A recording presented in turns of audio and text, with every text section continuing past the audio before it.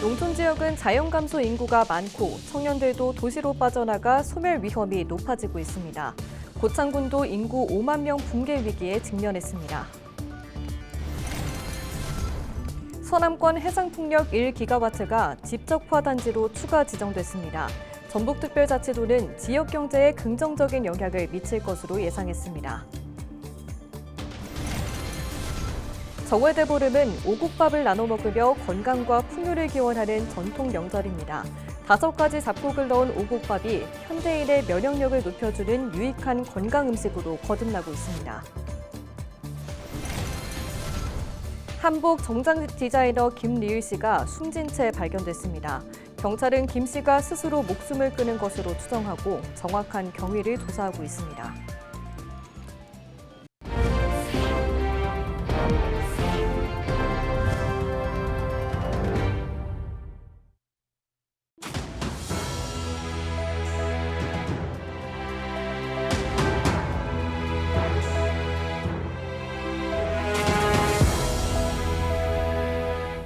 시청자 여러분 안녕하십니까? 헬로티비 뉴스입니다. 농촌은 특히 자연 감소 인구가 많고 청년들도 도시로 빠져나가 소멸 위험이 큰데요. 전북 군단위 지역 중 완주군 다음으로 사람들이 많이 사는 고창군이 인구 5만 명 붕괴 위기에 직면했습니다. 고창군의 인구 대책, 이나라 기자가 알아봤습니다. 저렴한 보증금과 임대료를 내고 거주할 수 있는 고창의 한 공공임대주택입니다. 입주를 위해 다른 지역에서 고창군으로 이사 온 주민도 여러 명. 고창 집값은 저는 비싸다고 생각해요. 타 지역보다. 서민들 살기에는 좀 괜찮다고 봐요. 영광에서 오신 분도 있고. 고창군은 주택 부족으로 지역을 떠나는 인구를 잡기 위해 2029년까지 1,800가구가 넘는 주택을 지을 계획입니다. 특히 삼성전자 물류센터가 들어설 고창 신활역 산업단지 인근과 터미널 근처 등에 근로자와 청년들이 저렴하게 살 수 있는 주택을 공급합니다. 고창군이 인구 유입에 안간 힘을 쓰는 이유는 올해 1월 기준 인구가 5만 869명으로 심리적 기준인 5만 명이 무너질 위기에 처했기 때문입니다. 고창군은 지난 1년간 전입자보다 전출자가 많았고 출생자보다 사망자가 4배 더 많았습니다. 게다가 2022년부터 3년간 감소한 고창군 인구 1,000여 명 중 67%가 18살부터 45살 이하 청년입니다. 고창군은 굵직한 기업 유치로 양질의 일자리를 마련하면 지역을 떠난 청년들이 다시 돌아올 것으로 예측합니다. 농업이 주고 그다음에 이제 식품 기업이 많다 보니까 젊은 친구들이 밖으로 많이 나가요. 삼성 스마트 단지하고 손오공 리얼리즈 이런 기업들을 지금 유치를 하려고 노력을 하고 있습니다. 그리고 MOU를 체결했고요. 안정화가 되면 젊은 친구들이 다시 유턴해서 저희 고창으로 돌아오지 않을까 싶습니다. 이와 함께 외국인 계절 근로자를 3,000명 이상 데려오고 체육 분야 전지훈련을 유치해 지역 경제 위축을 막겠다는 전략입니다. 고창군의 대책이 인구 자연 감소와 청년 유출로 사라질 위기에 처한 지역을 지킬 수 있을지 주목됩니다. 헬로티비 뉴스 이나라입니다. 부안과 고창 해역에 조성될 서남권 해상풍력 1기가와트가 직접적인 경제적 혜택을 받을 수 있는 집적화 단지로 추가 지정됐습니다. 전북특별자치도는 2.46기가와트 규모로 조성되는 서남권 해상풍력 사업 중 1기가와트가 산업통상자원부 정책심의회를 거쳐 신재생에너지 집적화 단지로 지정됐다고 밝혔습니다. 이에 따라 도는 해상풍력 발전이 가동되면 지역사회에 매년 재생에너지 공급 인증서 배당금이 지급돼 지역 경제에 긍정적인 영향을 미칠 것으로 예상했습니다. 또한 기존의 시범단지로 지정된 0.4기가와트를 제외한 1기가와트도 집적화 단지에 추가 지정될 수 있도록 노력하겠다고 덧붙였습니다. 정월대보름은 예로부터 오곡밥을 나눠 먹으며 건강과 풍요를 기원하는 전통 명절인데요. 5가지 잡곡을 넣은 오곡밥이 현대인의 면역력을 높여주는 유익한 건강 음식으로 거듭나고 있습니다. 김남호 기자가 보도합니다. 매년 정월대보름이면 가정마다 지어 먹는 오곡밥입니다. 오곡밥에는 검정콩과 팥, 찰수소, 차조, 기장 등 5가지 잡곡이 들어갑니다. 농촌진흥청이 오곡밥에 들어간 잡곡의 성분을 분석해보니 고혈압과 비만 등 현대인의 생활습관병 예방에 도움이 되는 물질들이 다량 포함되어 있습니다.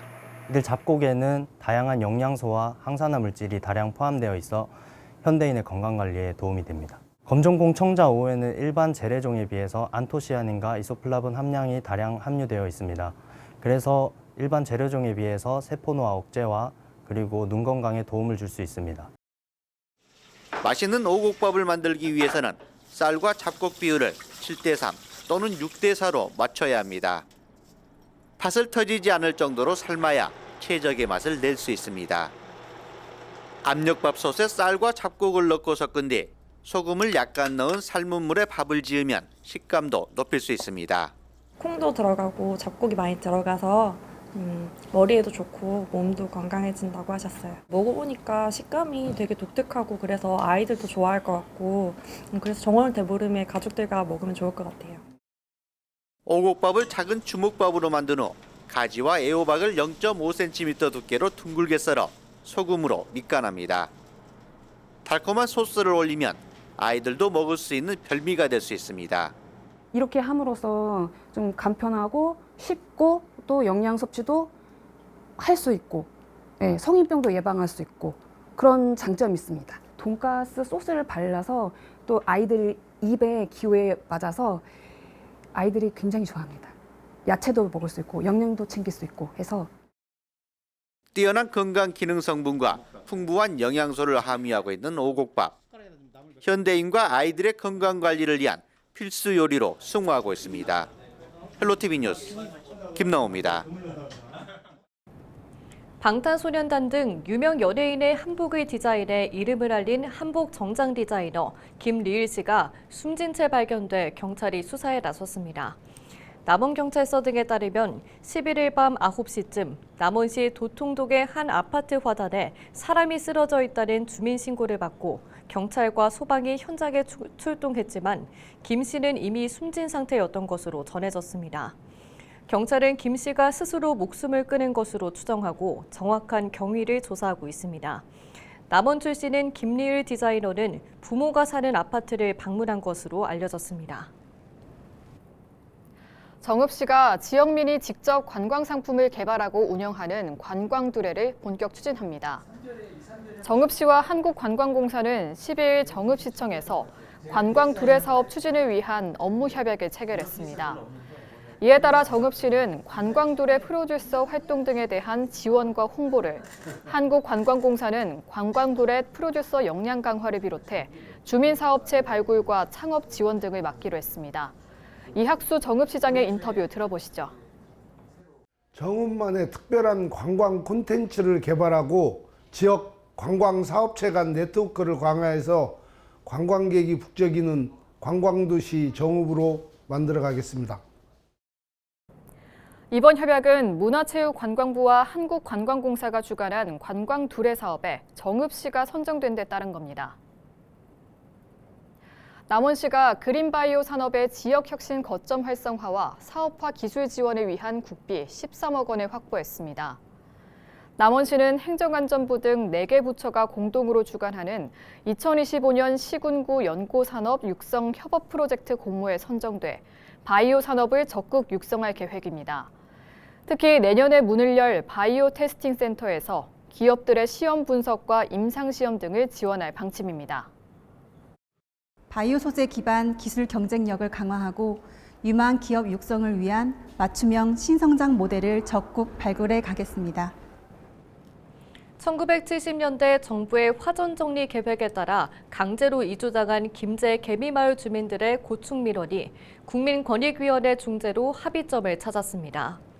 국민권익위원회는 지난 6일 민원인 대표와 정성주 김제시장이 참여한 가운데 개미마을 주민들이 점유 사용 중인 시 소유 공유지를 주민에게 매각하기로 서면 조정을 통해 합의했다고 12일 밝혔습니다.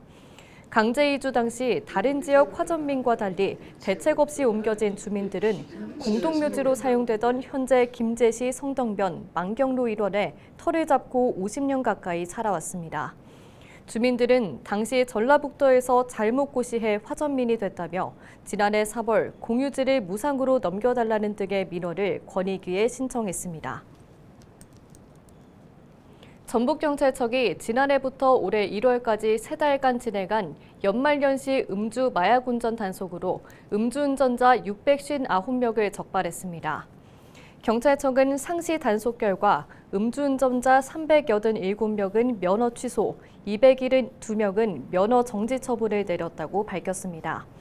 또 음주운전으로 발생한 교통사고와 사망자가 2021년부터 4년간 같은 기간 평균보다 각각 33%, 11% 줄었다고 덧붙였습니다.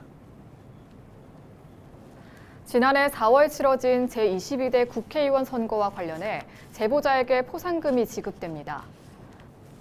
전북특별자치도 선거관리위원회는 제22대 국회의원 선거 후보자가 정치자금법 위반 혐의로 기소됨에 따라 제보자에게 포상금 900만 원을 지급한다며 이로써 돈의 누적 포상금은 3,710만 원이라고 전했습니다. 또한 다음 달 3월 실시하는 새마을금고 이사장 선거를 두고 선거 범죄를 근절하기 위해서는 신고와 제보가 중요하다고 강조했습니다.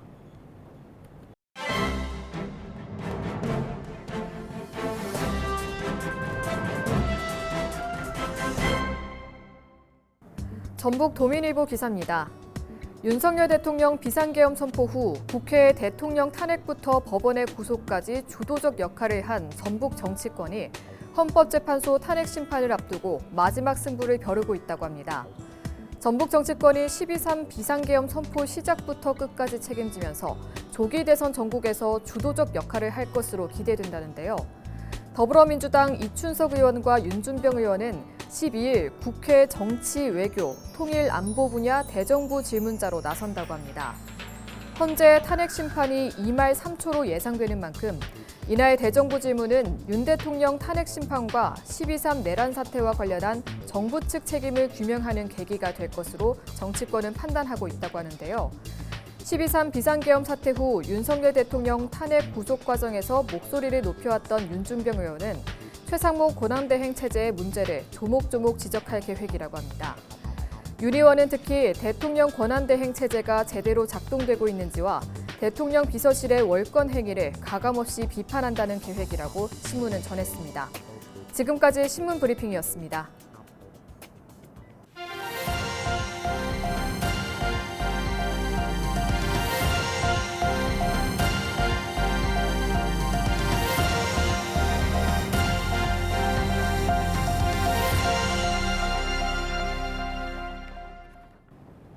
임실군을 찾는 전국 씨름 선수단이 늘고 있습니다.